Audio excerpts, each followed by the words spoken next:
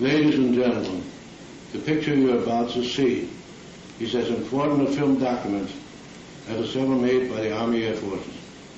In graphic detail, it reveals the operation use of gliders in the invasion of Normandy, gliders which you helped to manufacture. You will not soon forget this picture. You may even be able to recognize gliders which you built with your own hands. I think you will swell with pride when you see how well they perform, for without them, the invasion of German-held territory could not have been the success it was. Yes, you'll be filled with justifiable pride, and speaking for the Air Technical Service Command and the entire Army Air Force, I want you to know that we share this pride with you. But the job is not yet done. We still need gliders of every description, gliders such as only you can make. In the past, you worked very hard, but now you must work even harder, for out of your toil will come the aircraft we need to speed victory. Thank you.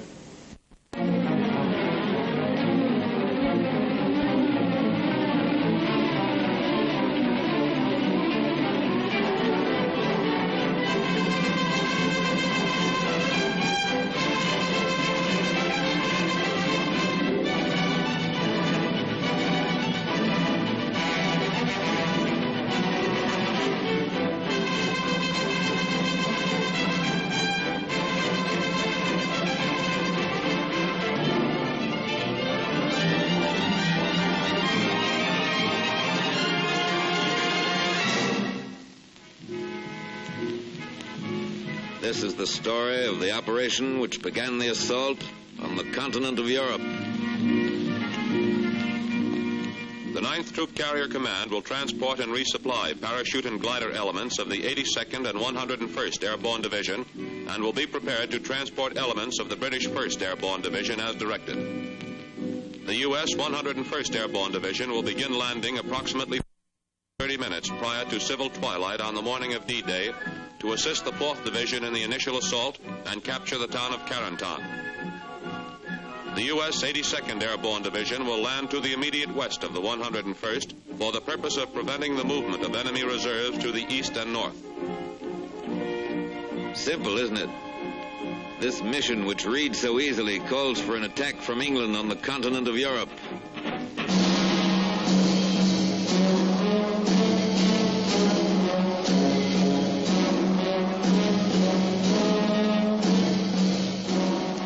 Festung Europa, walled in by the formidable defense in depth of the Atlantic Wall.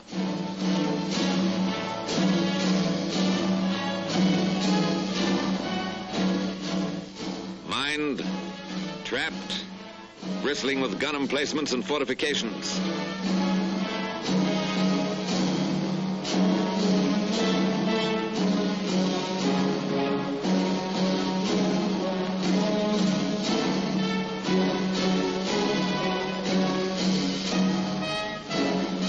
An impregnable barrier, said the Nazis.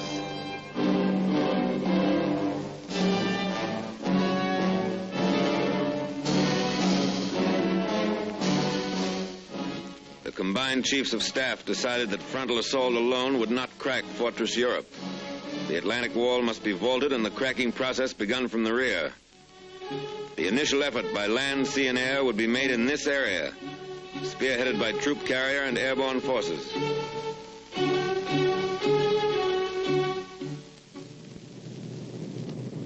But before the D-Day, there must be a number of lesser D-Days. The first large-scale airborne operation was performed in conjunction with the assault on Sicily, 10 July 1943. Taking off from fields in Africa for dropping zones in Sicily, troop carrier units transported by glider and aircraft, units of the 1st British and the U.S. 82nd Airborne Divisions. Almost a year before this operation, a troop carrier group transported a parachute infantry battalion from England to start the invasion of North Africa. But the invasion of Sicily was the first real test for troop carrier units, which had trained in maneuvers in Texas, the Carolinas, and England.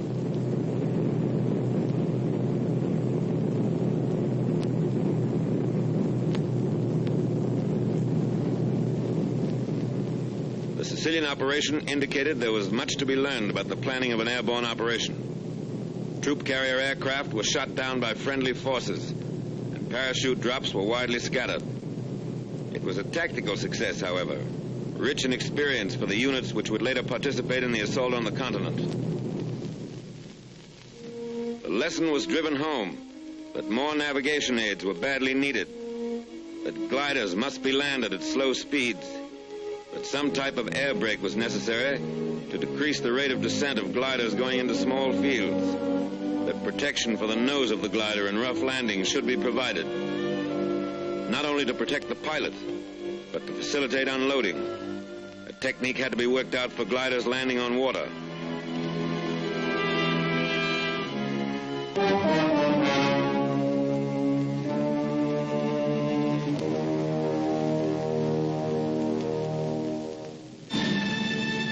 Lessons of Sicily was added the experience of the highly successful operation in the Markham Valley of New Guinea, in which troop carrier and airborne forces showed the practicability of a well-planned daylight operation.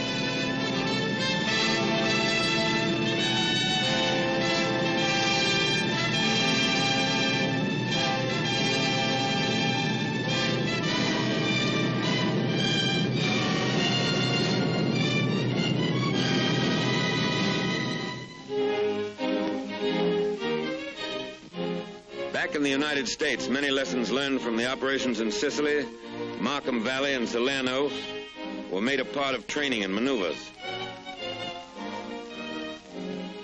The Griswold nose was developed to protect the glider in rough landings. The parachute arrestor was adopted to permit landing the glider in restricted areas.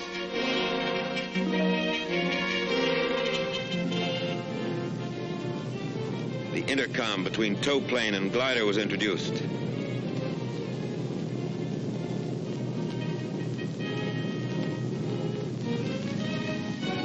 Blitz landings were out. Glider pilots were taught a slow, constant rate of descent, with a slow landing to a precise spot on the ground.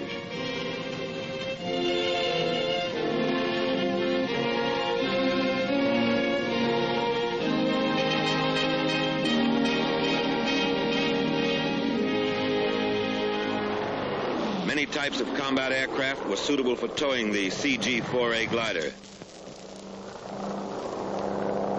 B-25 was used. The P-38 performed its task well.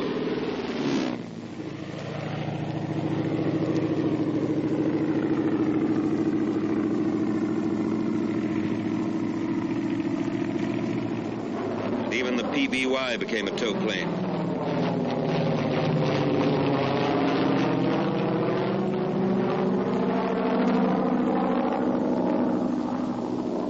Note the takeoff of the PBY before the glider.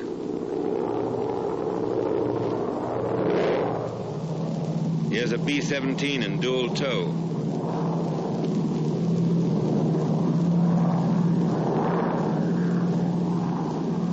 And a triple tow by a C-54.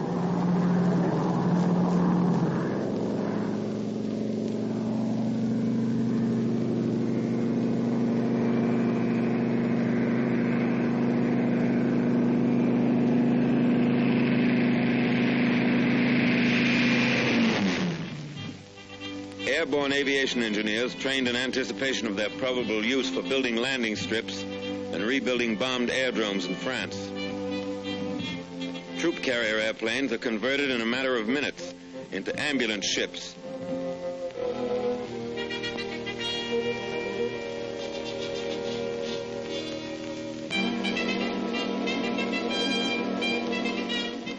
And from lessons learned overseas grew the doctrine expressed in War Department Circular 113, employment of airborne and troop carrier forces. Doctrine was put into practice, and Circular 113 became the blueprint for all future airborne operations. Airborne and troop carrier units are theater of operation forces. Their employment must be an integral part of the basic plan made by the agency directing all land, sea, and air forces in the operation. The coordinating directive must be issued in time to allow realistic preparation and training by troop carrier and airborne units for the specific operation. Airborne troops must be employed in mass, and the bulk of the force landed in as small an area as possible. The use of highly trained Pathfinder teams dropped in advance to mark dropping zones and glider landing zones is essential. Procedures must be prescribed which will ensure that troop carrier aircraft on course at proper altitudes and on correct time schedules are not fired upon by friendly forces.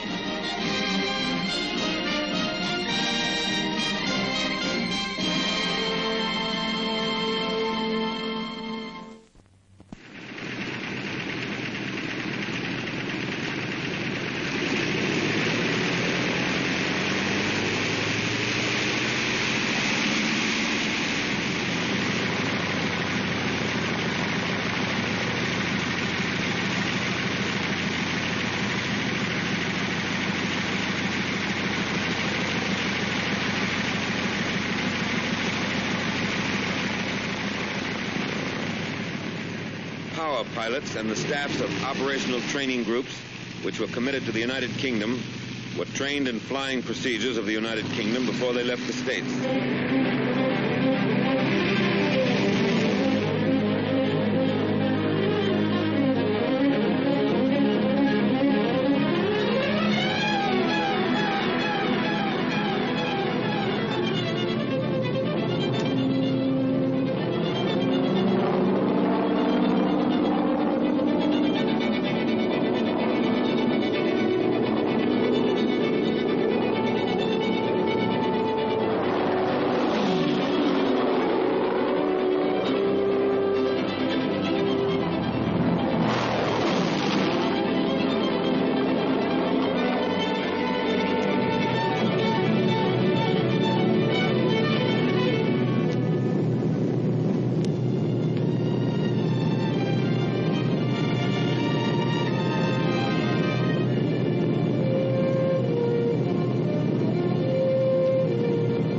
Flying was emphasized, designed to prevent early detection by the enemy.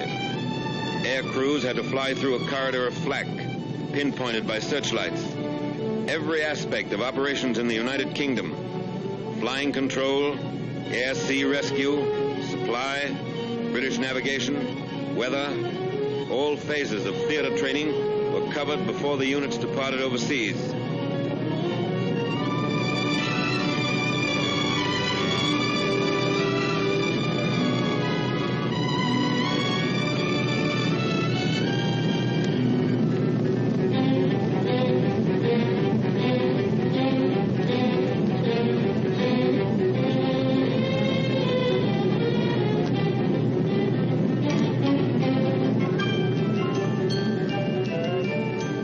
Maneuvers ended with gliders landing in small fields, similar to the potential landing zones in France. Live loads are in the gliders.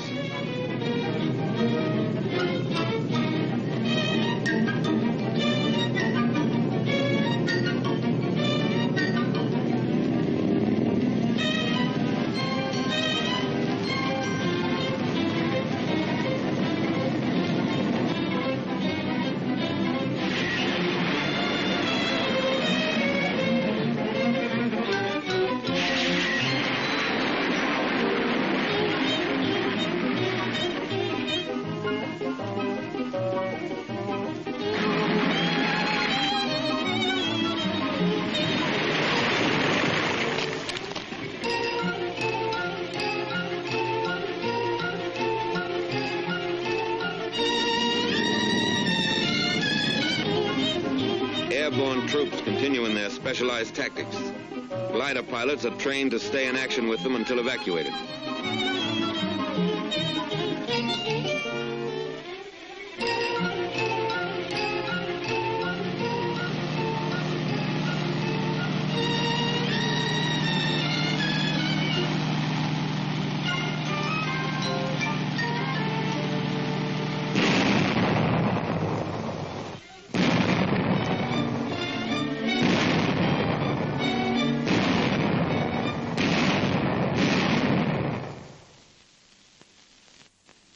Meanwhile, in England, Supreme Headquarters was formed.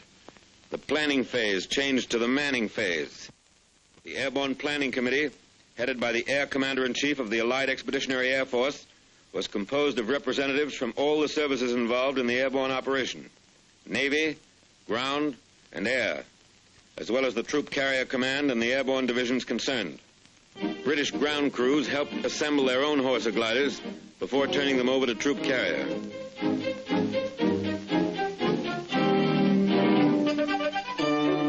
This British Horsa now belongs to the 9th Troop Carrier Command.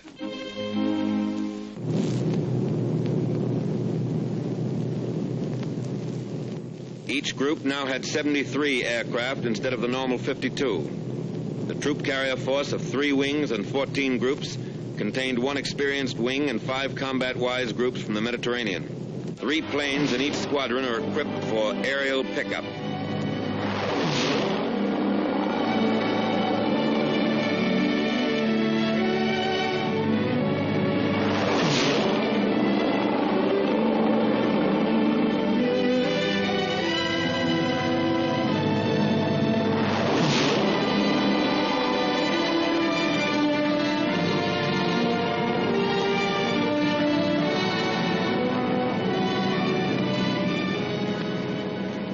Coordination between ground and air is necessary for accuracy in delivery of resupply containers.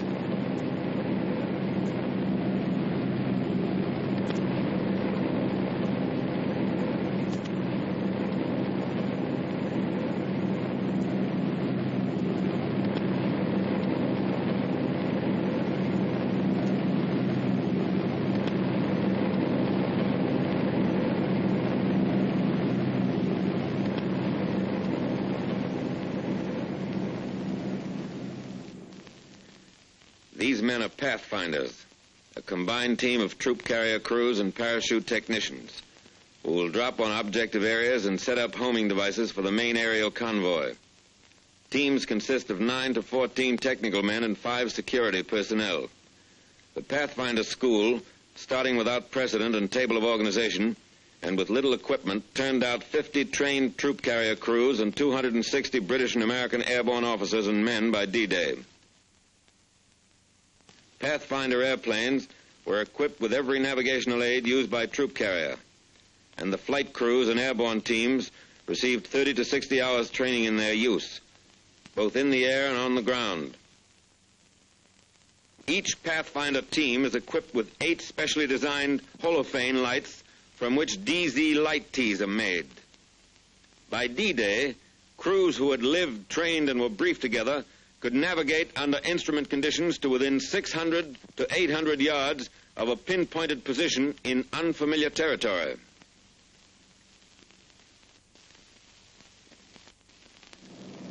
From March through May, 35 lower echelon and 3 full-scale command exercises were held, culminating in a full-dress rehearsal for the operation against the continent. The times, loads, distances, and navigational aids were exactly as would be used in the assault. Landing zones were selected for their similarity to those in Normandy, which intelligence showed were 900 to 1,500 feet long and averaged 500 feet wide. Mosaics showed that the objective areas would hold 1,300 gliders. The Normandy fields were bounded by trees 15 to 75 feet high, along with numerous dense hedges.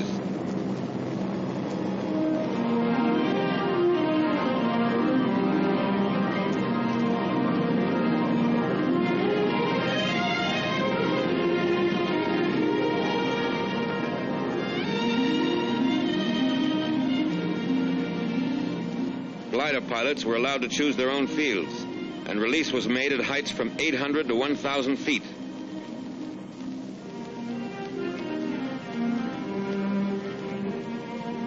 Both ideas were impractical. The high release made the gliders more vulnerable to ground fire and sacrificed accuracy. And when each pilot chose his landing field, there were too many conflicting patterns. Following this maneuver, it was decided that leaders were to choose the landing field for the 3 other gliders in his element, and the release would be made at 400 to 600 feet.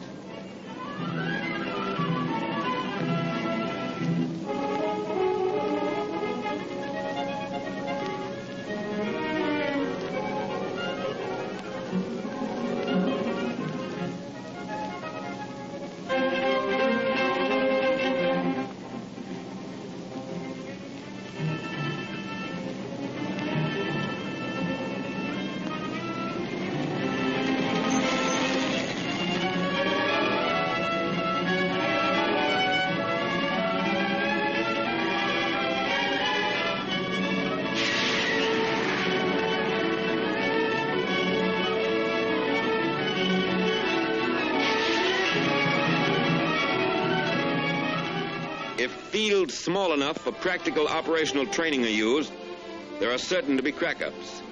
A compromise must be made between realistic training and the number of gliders which may be expended on the maneuver.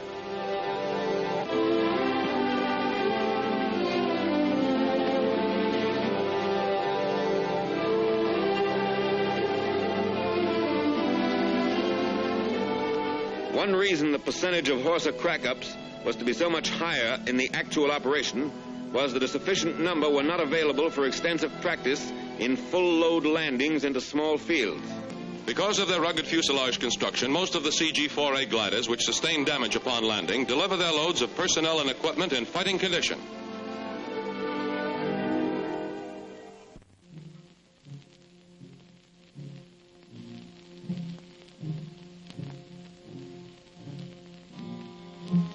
Airborne infantry file into buses for their last land-borne ride until D-Day.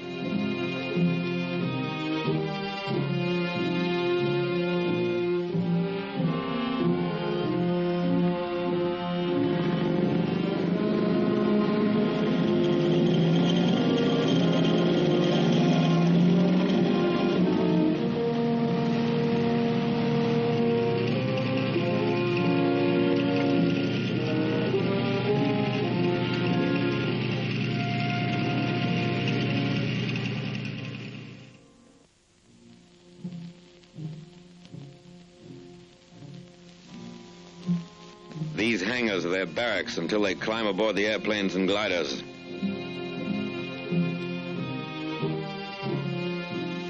New equipment is issued.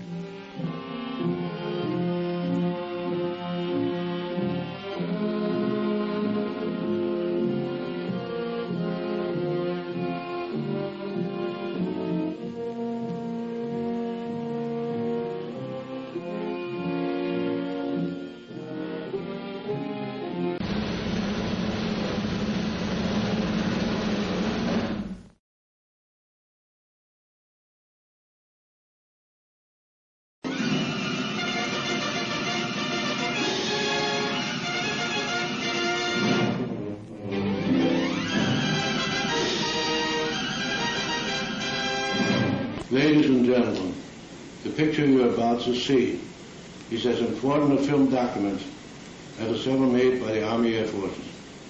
In graphic detail, it reveals the operation use of gliders in the invasion of Normandy, gliders which you helped to manufacture.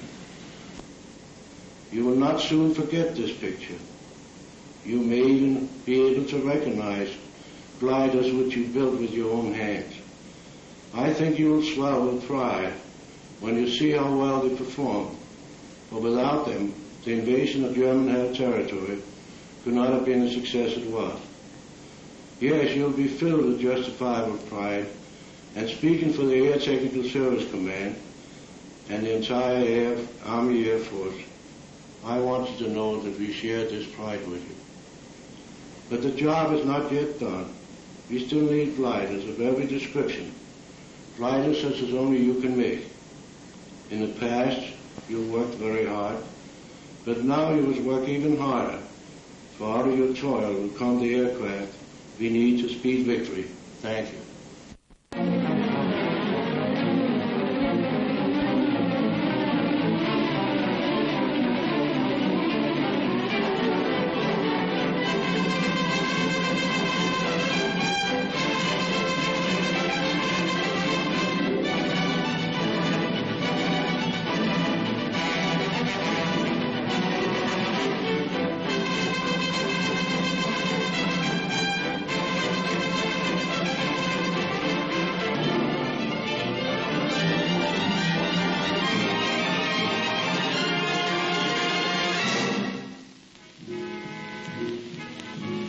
This is the story of the operation which began the assault on the continent of Europe. The 9th Troop Carrier Command will transport and resupply parachute and glider elements of the 82nd and 101st Airborne Division and will be prepared to transport elements of the British 1st Airborne Division as directed. The U.S. 101st Airborne Division will begin landing approximately 30 minutes prior to civil twilight on the morning of D-Day to assist the 4th Division in the initial assault and capture the town of Carentan. The U.S. 82nd Airborne Division will land to the immediate west of the 101st for the purpose of preventing the movement of enemy reserves to the east and north. Simple, isn't it? Troop carrier and airborne have their final inspection.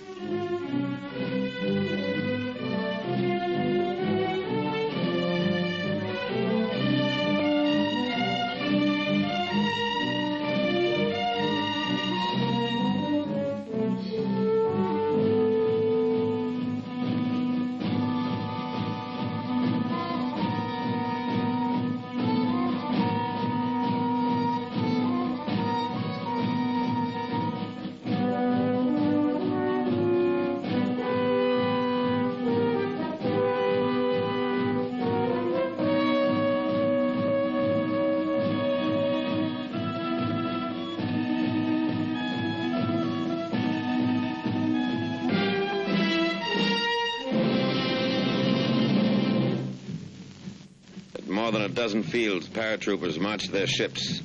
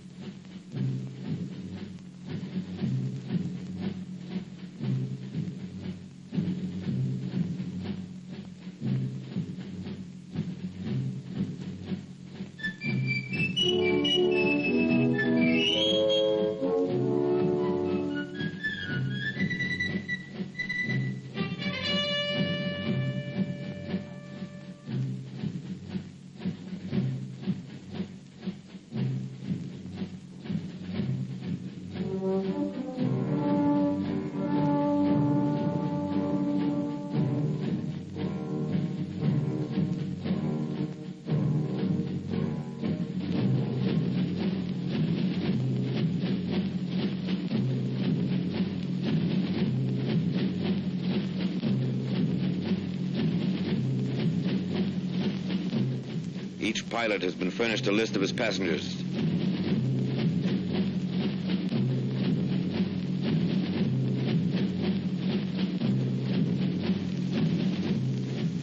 Parapacks are checked.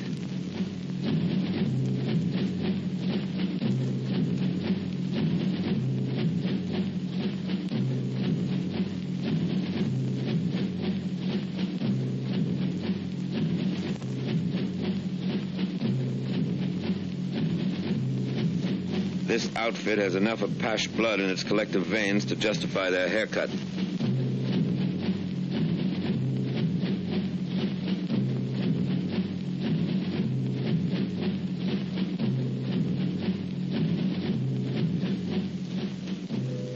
There's a message from the Supreme Commander.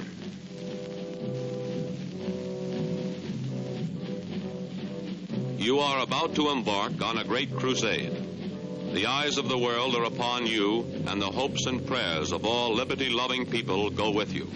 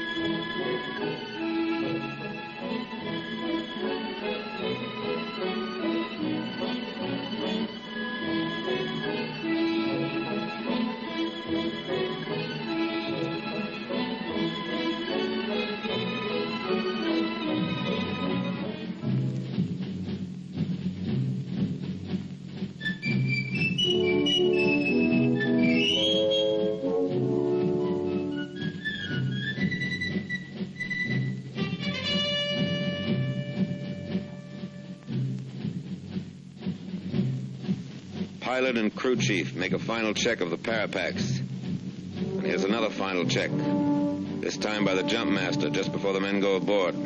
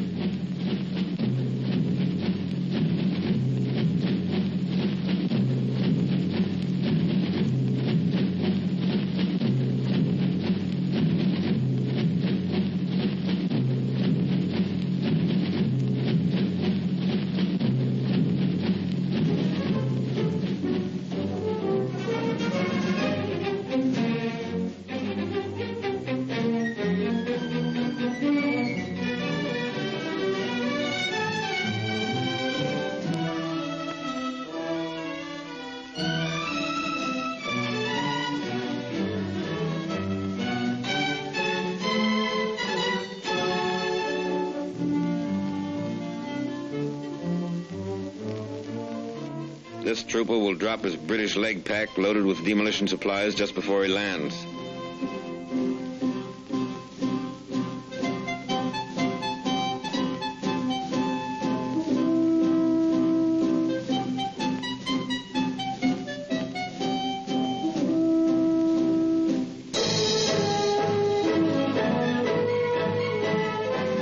At dusk, Pathfinder teams board the ships that will show the way into enemy territory.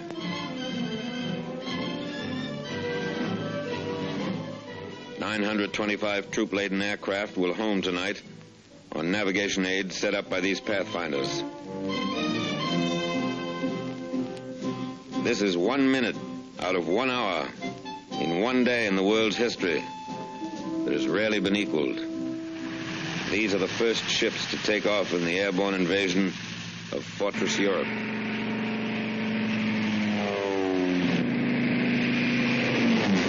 First Pathfinder ship is airborne at 21:54.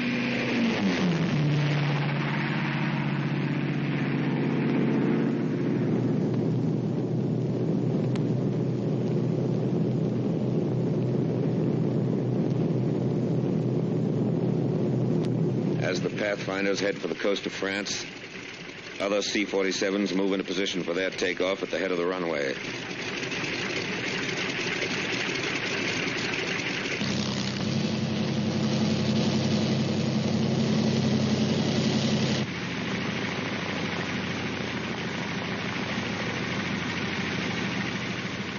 .30 minutes after the Pathfinders take off, the first serials of C-47s follow on the invasion path.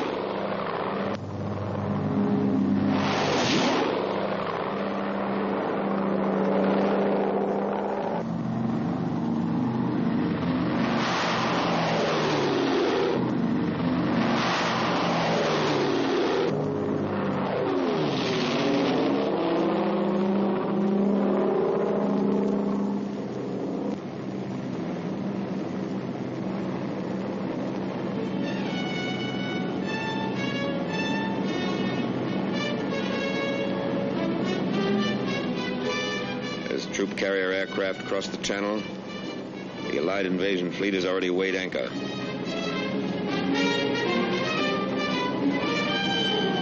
Sealing had been forecast as 3,000 en route, clearing at DZ, but actually is variable, 500 to 1,000. Visibility is poor. Stand up. Hook up.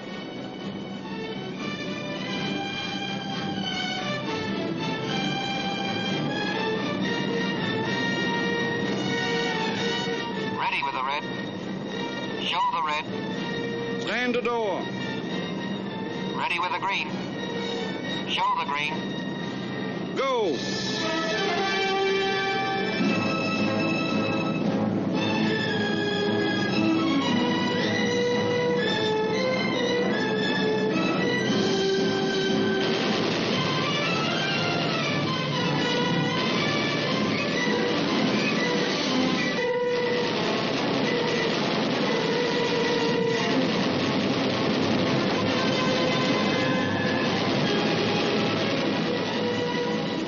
Landed squarely on the German 91st Infantry Division and other enemy troops.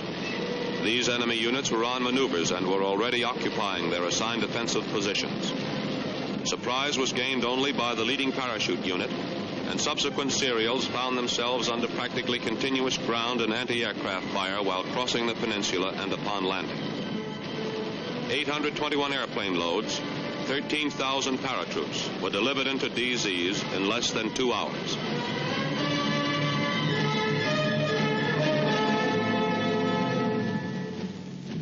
Troop carrier had not planned or trained for a night glider landing, but more panzers moving into the peninsula made 100 glider loads of anti-tank guns and troops essential for the initial phases. It was estimated that only 50% of personnel and equipment would be available for use after the landing. This calculated risk was accepted. The serials were made up of the reliable CG-4As, which were easier to put into strange fields in darkness. 0200. Time for the gliders to go.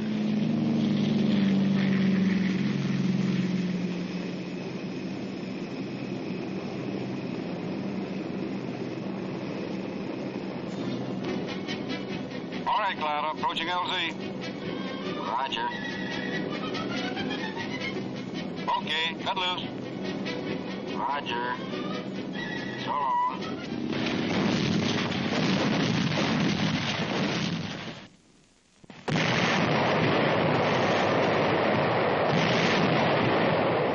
The coastal defenses are softened up for the beach landings.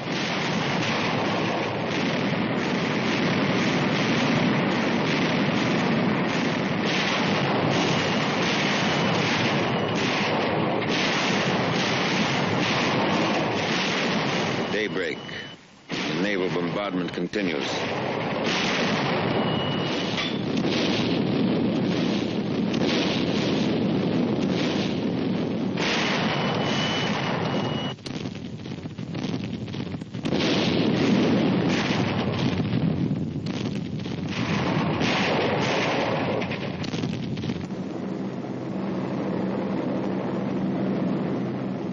Went in ahead of the troops to blast enemy coastal installations. Priority number 1, air supremacy, had been obtained a long time before D-Day. The 8th and 9th Air Forces had accomplished that. Standing offshore, the invasion craft wait as Allied planes blast the coast.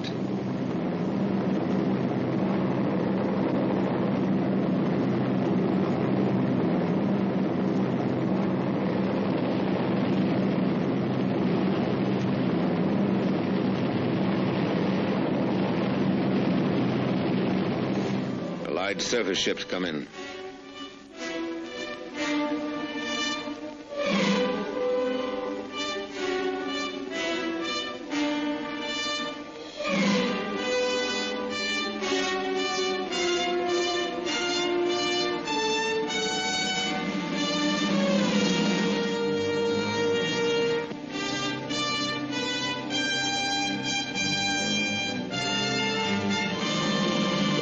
Go on to the next phase, the bombing and crippling of roads, bridges, waterways, railheads, the isolation of a battlefield. And the battlefield is isolated.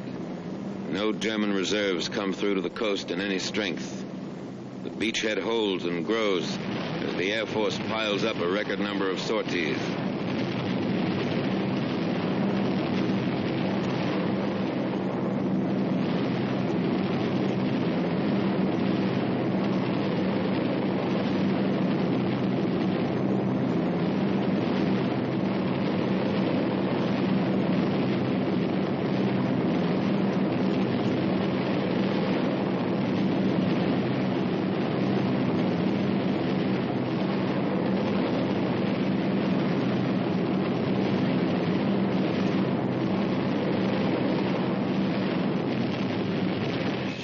Fighters blast every target that moves on enemy ground.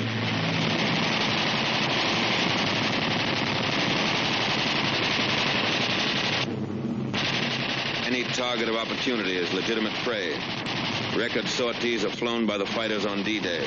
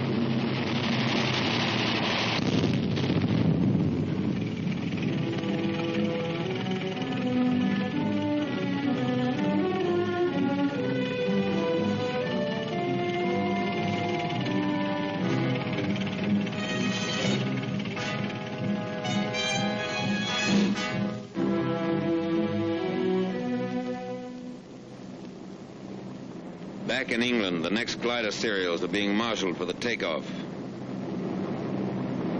The C-47s are doing double duty. Back from the paratroop drops, they're ready to take off with gliders. Dual tow had been practiced in the States, but it was not used in this operation due to the extra time necessary for air assembly and to the additional marshalling space which it would require on the aerodromes.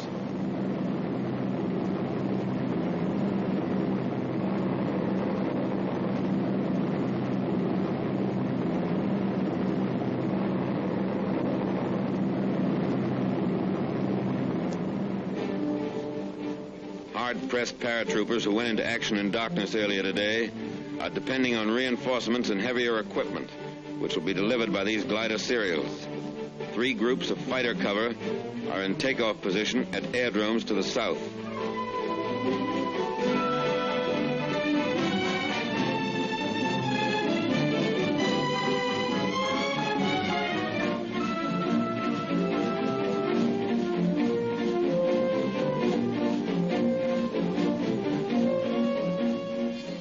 The coordinated British effort was made simultaneously by the British 6th Airborne Division, transported by RAF 38 Group on objectives around Caen. Particularly interesting was the delivery of 8.5-ton tanks of a Recce regiment in 30 huge Hamilcar gliders. 29 of the 30 tanks were in action within 10 minutes after they were landed.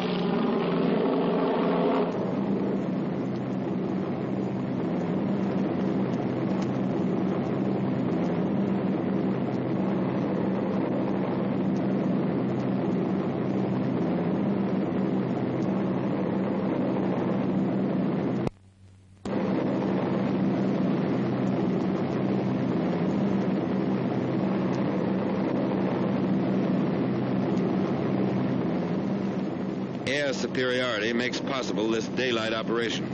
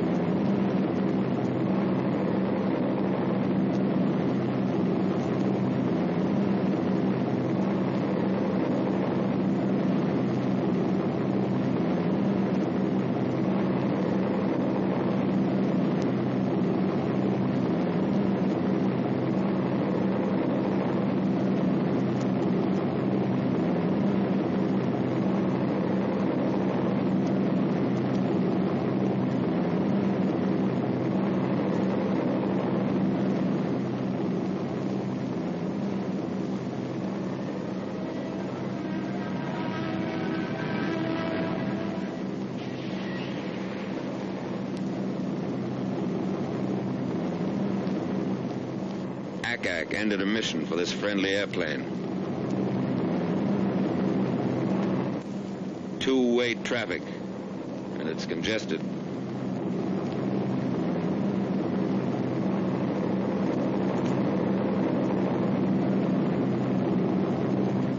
These are areas flooded by the Germans.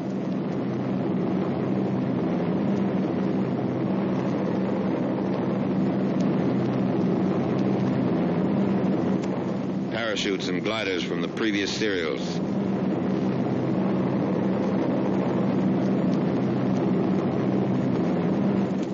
The gliders cut loose from their tow planes.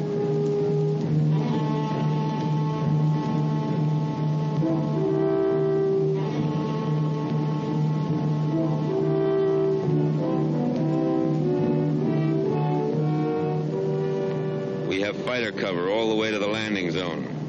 Not even a lone German fighter was able to sneak through.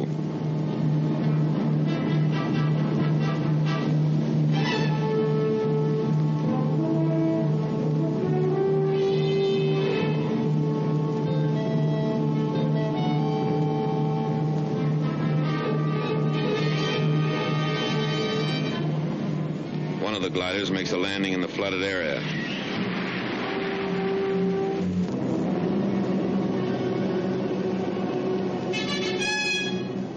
Here are the staked fields intelligence warned us about. The traps consisted of poles 12 to 15 feet long.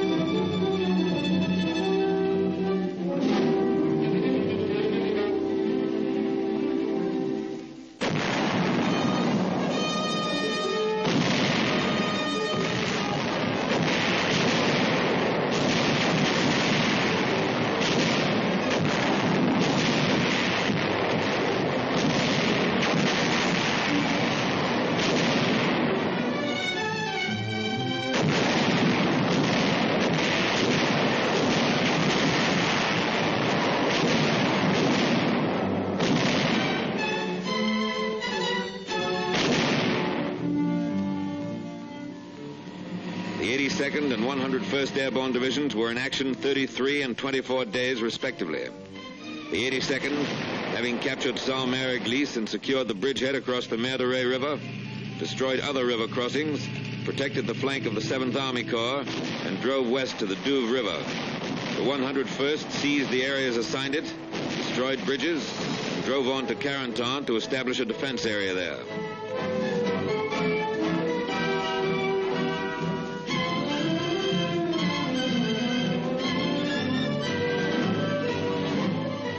Troop carrier, the commanding general of the 82nd Airborne Division sent this commendation. Under most difficult conditions, including landing under fire in enemy-occupied terrain, glider pilots did a splendid job. On the ground, they rendered most willing and effective service, providing local protection for the division command post during the most critical period when the division was under heavy attack from three sides.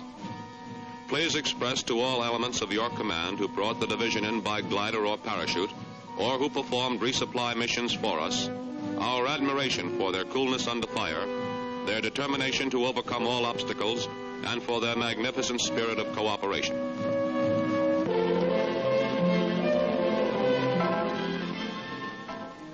This is part of the price paid for 6 and 7 June 1944.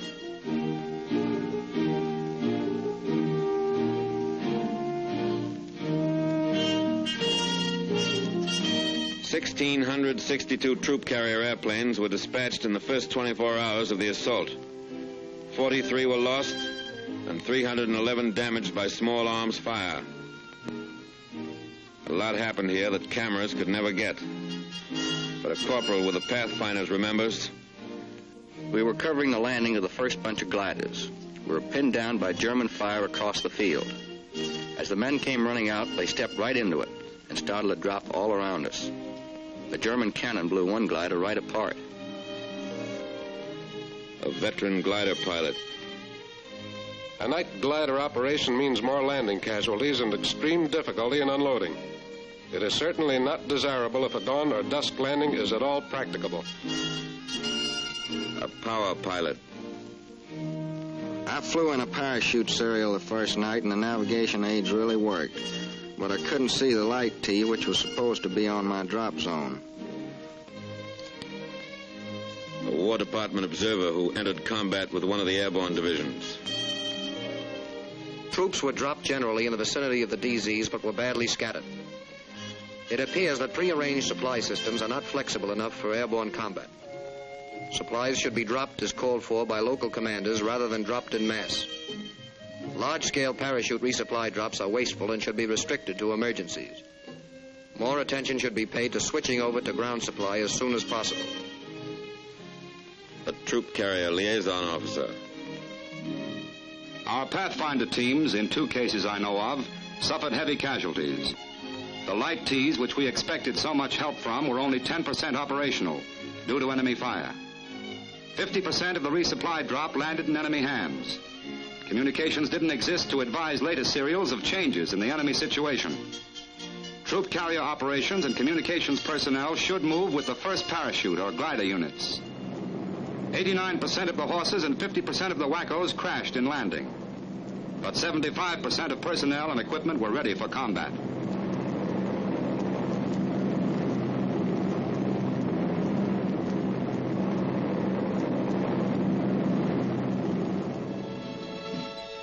from Normandy, these men would have faced further tests. How much they had learned will be history. History made by an airborne army.